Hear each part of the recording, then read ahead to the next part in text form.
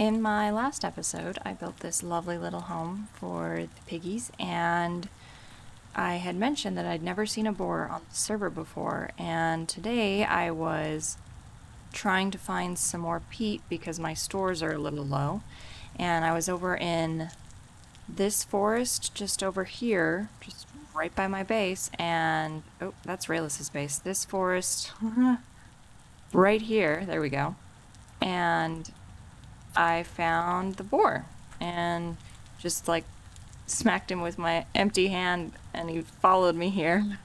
So I didn't have to do the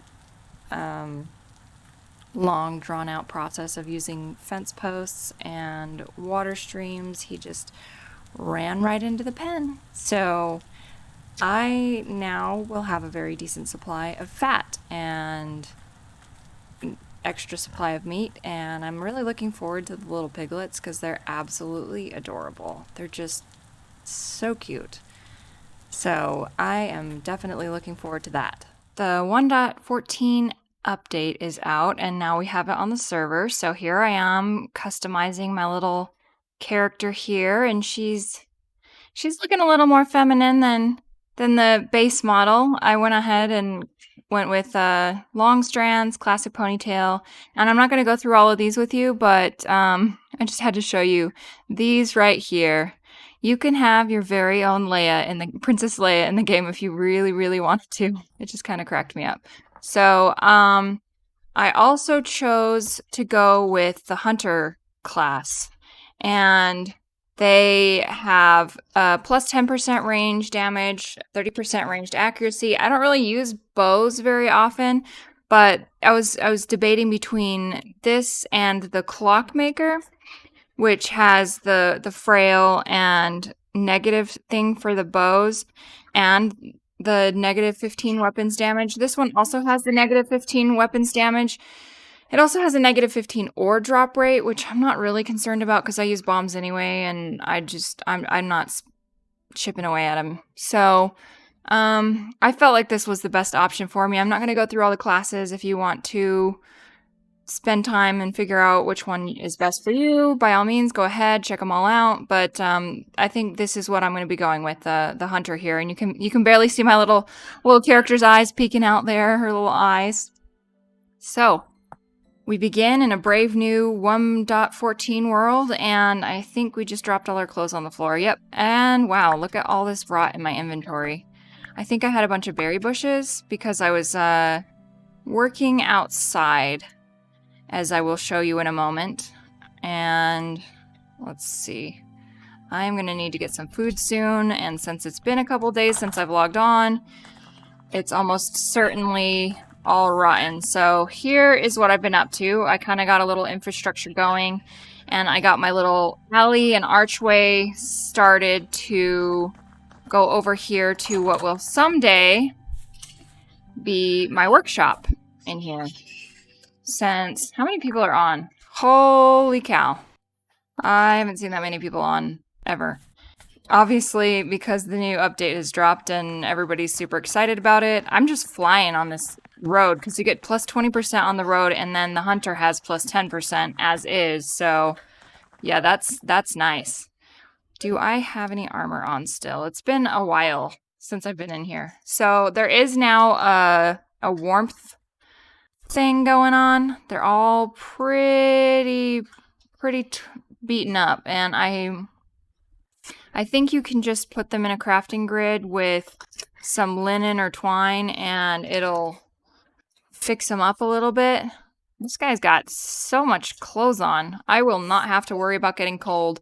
I will probably have to worry about getting hot when they add that into the game, but that's not a part of it yet, so worry for another day, I suppose.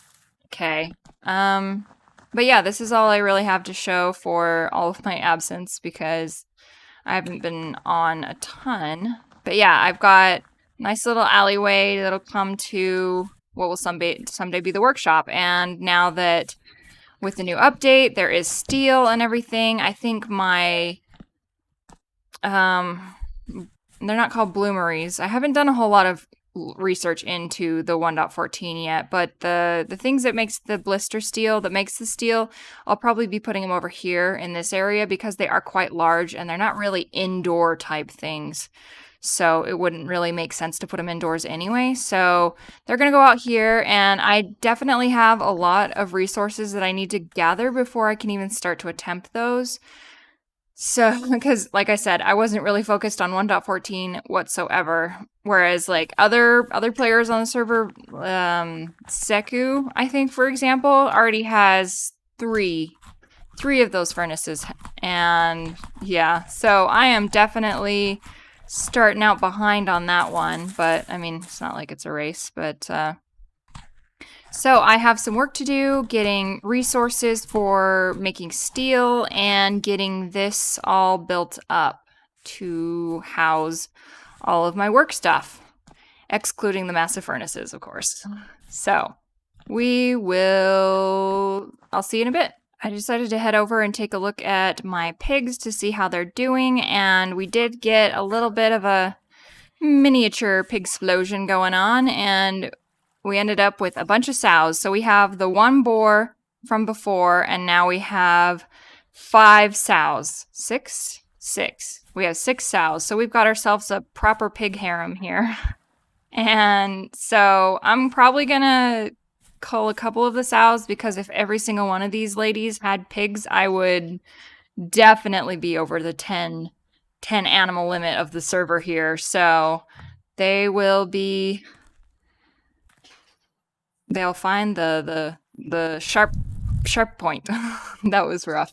I'll probably be culling some of these and having a lot more fat, because they give a lot more fat than the sheep do. Sheep give more meat. These give more fat. So I'll be able to do a lot more of these oil lanterns and have some permanent lighting going on, because that is definitely something that I do not have much of around this base. So it'll be nice to have a bunch more lanterns. That was different. When I brought my mouse over the tapestry, it like made this gong sound, and it said that there was new lore that I found. So tapestry lore.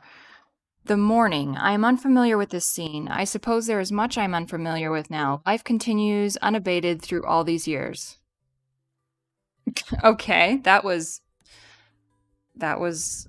not helpful. Well, good to know. Now the tapestries have lore, apparently, that you can read about. So that's kind of neat. This one was just not as neat.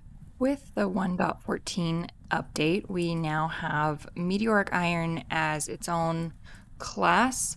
So it's better than iron tools, but not quite as good as steel. But since I already had some meteoric iron and steel is a little bit out of sight for me at the moment, I decided I wanted to work some of my meteoric iron. And to get these ingots, I took my bits of iron that I got from the meteors, the little, they look like rocks that you would get from any other material, and then I put them in a bloomery, like those down there. And you can do 6 ingots in a bloomery at a time, just like you can do 6 blooms in a bloomery at a time. And I just got 2 meteoric iron pieces per ingot, so a dozen pieces equals the 6 ingots. And I just went on ahead and made up all of the meteoric iron pieces that I had into ingots. And then I was unpleasantly surprised to find out that I was not able to work meteoric iron on a bronze anvil. You have to do that on an iron anvil. And there's kind of a bit of work that goes into this. So you have to make the anvil base and the anvil top.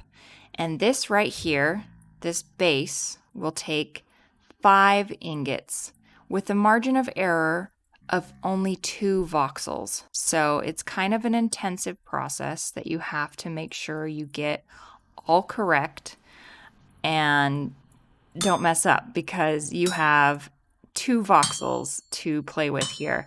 And the top is even worse because you have no margin of error. Every single voxel will be used, and if you mess up, you will have to use 6 ingots instead of 5.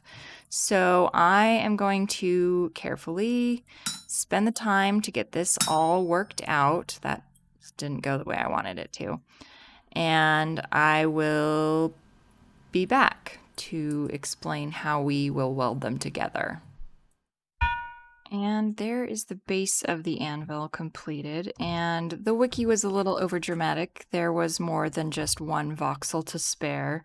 I wonder if it meant 1 voxel per ingot, or 2 voxels per ingot, but whatever the case, it wasn't nearly as dramatic as the wiki made it seem.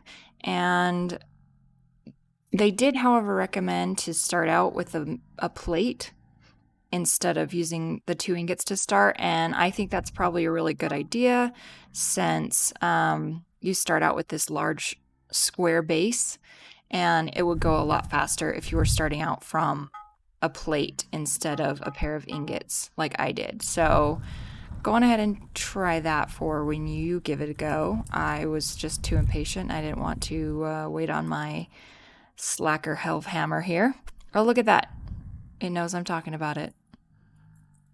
Yeah, you slacker. But anyway, so I am going to smith the top part of the anvil, and then we are going to weld them together. I got the top part of the anvil done, and now I am heating up the base because they have to be hot to weld them together. And so what I'm going to do is, once this reaches, I don't know what temperature it specifically needs to be, so I'm just going to let it reach max temperature. So it's going to get hot, and then I will, well, I guess I don't have any more coal in there, so let's see if it goes at this temperature. So you put down the base, you shift click borax onto it, and I'm guessing just one, because more than that won't go on. And then shift click that on and smack it with a hammer a bunch of times until it stops, I guess, until they're welded together. And that's our iron anvil right there. That's pretty neat. But now that I have this, I can finally start working this meteoric iron, and I can start giving myself better tools, since what started this all here was my iron sword that Rayless had given me at the beginning had broken. And so I was without a sword, and I've been making do with this cheap little crap copper one. And I wanted to have a meteoric iron one, but before I knew exactly what I had to do, I tried and it wouldn't work on the anvil, and so it led me down this whole rabbit hole of trying to figure out how to get all of this done and working. So now I'm going to heat up these and then make myself some meteoric iron tools. And I don't know if it's just me or if it's just paying attention a little more to it, but I think these meteoric iron pieces get hotter a lot faster than any of the other types of metals, at least from, I don't know if that's a thing or if it's just me looking too far into it. So I am going to let those heat up, and I will be back when I have some fancy new pretty white tools to show for it. And there they are, my white metal meteoric iron sword and pickaxe, and I'm pretty excited about these things. But there is a temporal storm on its way, so I am so glad that I was able to get these done and finished before that happened, because I definitely don't want to be caught, and it's a heavy storm too, so I don't want to be caught unawares with a storm on its way. So I am going to be camping out on my little dirt pole here, or dirt pillar, and hopefully collecting some gears, since it is a heavy storm. And because I am a hunter, I have I think it's a 10 or 15% higher chance of getting gears, which is because initially I thought I wanted to be clockmaker, because they only need 2 temporal gears to fix a translocator, and I'm always short temporal gears. But I like the debuffs on the hunter aren't as bad, I felt like, especially since I use bombs. I'm not too concerned about the minus 15% war chance because I don't think it applies to bombs. But anyway, yeah, with the hunter, I will be able to get, in theory, more temporal gears. So it's kind of a trade-off in that sense that instead of using only 2 gears, I get gears faster. So, and it's certainly, I've gotten at least 1 temporal gear since the update. So I've already seen benefits from it. So I am going to go on ahead and weather the storm, and I will be back. And check that out. I have more gears than I have had in one time ever in my gameplay so far. So these 3 gears came from the little derp trap that I had from the drifters of the storm. This one was in my little drifter trap under my house, and this one I already had. So I have 5 gears, and I've never had so many of my own gears that I've gotten just by myself before ever, because mostly all of mine that I've had so far have come from trades. And so it's nice to have my own gears, and I definitely think it was a good call going with the hunter, having the higher drop rate chance for these. So I will be able to be fixing up translocators and seeing all kinds of foreign vistas. As you can tell from my hotbar, I am on my way to repair some translocators. I'm not sure if I have 2 that I need to fix, but I know I have at least 1. So I'm gonna head out there and see where this new translocator leads. In my adventures through the translocator, I came across one of the other players' bases. His name is, or their name is Some Guy, and I really wanted to show you guys, and so I messaged him, but I didn't get any response back, and I don't want to just showcase people's builds without their permission. So I will hopefully go back and show you the terrain that's around there because it was absolutely gorgeous. But for now, I'm going to show you what I've been working on here. And I've actually built this bigger than this. It was bigger than this, and it was all granite cobblestone to, like, I don't know, here. And I decided I didn't care for it very much. So I went on ahead and tore that back down and added these little half slabs along here to kind of give it a little bit of dimension so that I wasn't having to chisel back my chalk like I did for the house. And I just figured it would be easier that way. So I went on ahead and I decided I wanted to do it this way. And then I have this little fire pit over here. And this originally was going to be kind of a tower just as like an interest piece.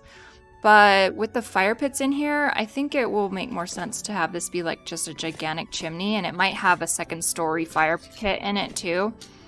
So I think that'll be really neat. And then over here, the outside piece of the tower, just a little andesite for interest, and something that I've just discovered doing, and I think it's gonna look fantastic, is I am adding this chalk cobblestone in as well with the chalk walls, and I think that'll really help break it up, make it look nice and worn, and I don't know, like it's been there a while.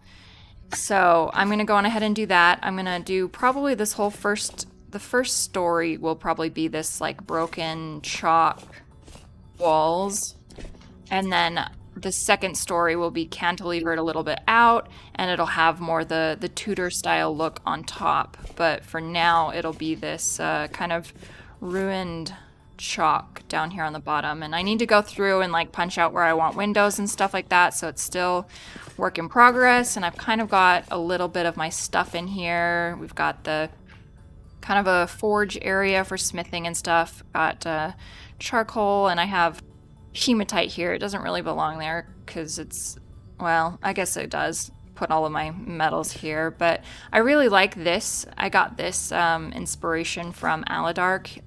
He has at his base in his smithing yard. He has all of his chests, the crates, I mean, sunken into the ground like this, and I really liked it.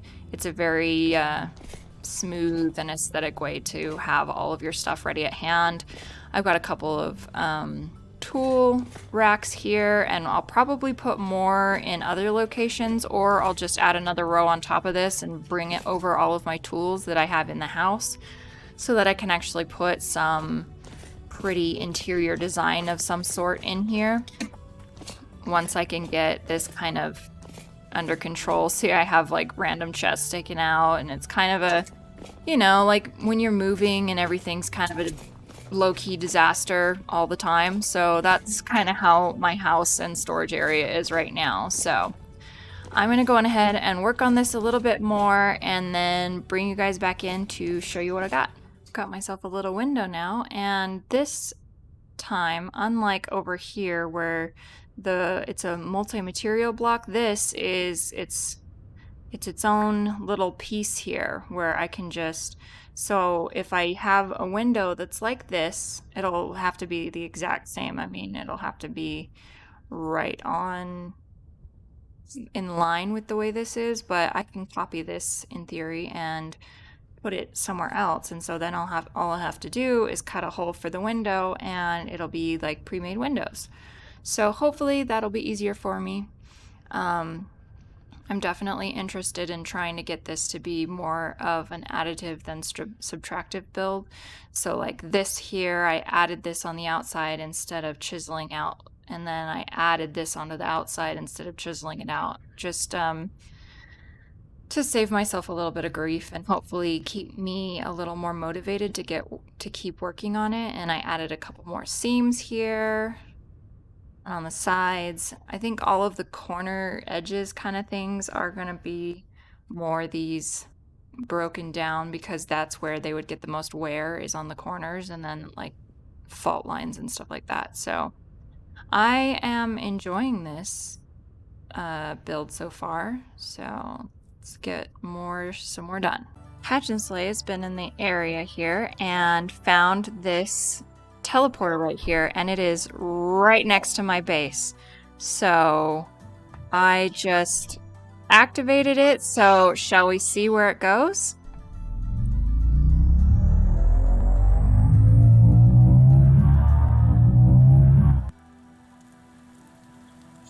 Grief. Wow, that is quite a ways away. 90 depth, so it's not that deep, which is cool. I have a ridiculous amount of stuff on me right now, so I am going to place down a chest so that I will be able to explore a little bit, because I can't do anything with what I have in my inventory right now. So let's put some of these things away. I'll keep the dirt because it's good to have. And then pick up the loot here. It doesn't look like there's anything in that chest, so we'll leave it. And stop up this thing here. And nothing super interesting in there. So, shall we look around a little? Guess I'll follow Hatch. Looks like we're right under a lake. Wow. Oh, I didn't even bother looking up.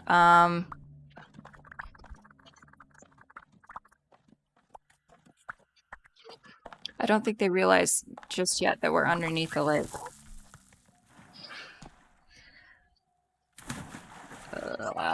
Can we make it through? I don't know if we can. He blocked it up, so... Oh dear, I'm going down.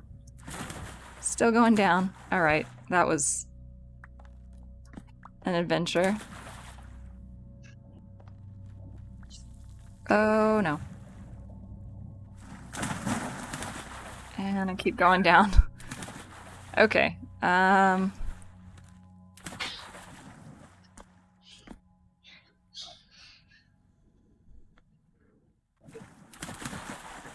see, can I go up? There we go, got that far. Oh my gosh, these water streams are stupid, ridiculous. Dang it. No, don't fall down again. Okay, forget this. Ladders are the way to go.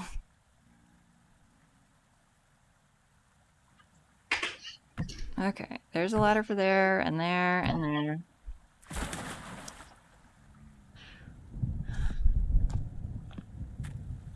Okay, let's see what Hatch has got going on. Okay, cool. So we are in the middle of a lake and it is dark. So, I mean, we can't really explore a ton and be able to see anything, that is. So let's see. Lena's nearby. Oh, that's what she was saying. She was saying that we're close to their new base. That's kind of cool. I have a translocator that leads right to Lena, basically. That's kind of fun. So I think I am going to probably go back into here and go back home, and I will do some exploring of this translocator area in the next episode because I don't think I have quite enough to do it justice right now. So I'm gonna go on ahead and head back to my base right now. Now that I have the basic height of the first story that I want, I'm going to go on ahead and show you a little bit how I put this little bit of chiseling in here. So in case you're wondering how to do it. So I'm going to go on ahead and break out these corners here. And it's important that these are chiseled blocks already because chalk, if I just gone and hacked away at it, it would have broken into stones. So it's important to be aware of if you are chiseling a chisel block or a stone block. So, like, let's see. These ones right here, if I was to break them, they would break. And there's a different sound. So chiseled blocks, they make this sound. Whereas rocks make that sound. I don't know. It might be a little nuanced, but that's kind of one of the ways that I keep it straight. So I made a multi-block with multi-material chisel block with those chalk cobblestone and the regular chalk rocks. And so I'm going to take my chisel. Oops, not that one. And I know I want at least all of these corner blocks right here. There we go. To be the cobblestone and chiseling with lag. So fun. So all of those are going to be the cobblestone. And I kind of want this, here, I need dirt pillar here. I know you can make scaffolding. I just haven't yet. So I want kind of a, I don't know, a seam, if you will, to go this way. And I'm going to have to add the material to those blocks as well since they don't have it in them. But I wanted to get kind of a basic idea of how it was going to look before I did that. So oh dear. So I'm going to chisel out these last little bits here. And since these blocks here don't have the extra material in them, I'm going to take this one out. And let's see, I need to chisel this first. And another one for the other piece. So chisel it, or break that. And add this to my chiseled piece here and put that one back up. And then, oh, it's actually going to be 3 more blocks. Yep, that's fun. And I just need to add these in. There's no sense in adding the extra blocks until you know exactly how many you need. And so that's why I'm doing it this way. And it looks like I need 2 more. So 1, 2. Should make those chisel blocks. And add them to my chalk here. All right. Now let's see if I know which one goes where. This probably goes there. Yep. And this one will go here. So now that they have the materials in them, I can select the material that I want to use and place it in there. Oops. Oh well. Selecting the cobblestone. And it changes every time you are chiseling on a new block. So here we go. And just fill in this area here. Oops, that's cobblestone. With our cobblestone here. And right now, it all looks pretty terrible and pixelated and not very refined and detailed. So what I do after I have gone through with the this 4x4, I go in with the 2x2 and I just go in and refine edges as I see fit. And then I will go in and do the exact same thing with the 1x1. And this one, I might go like this, and maybe a couple up here like that. And this definitely needs to be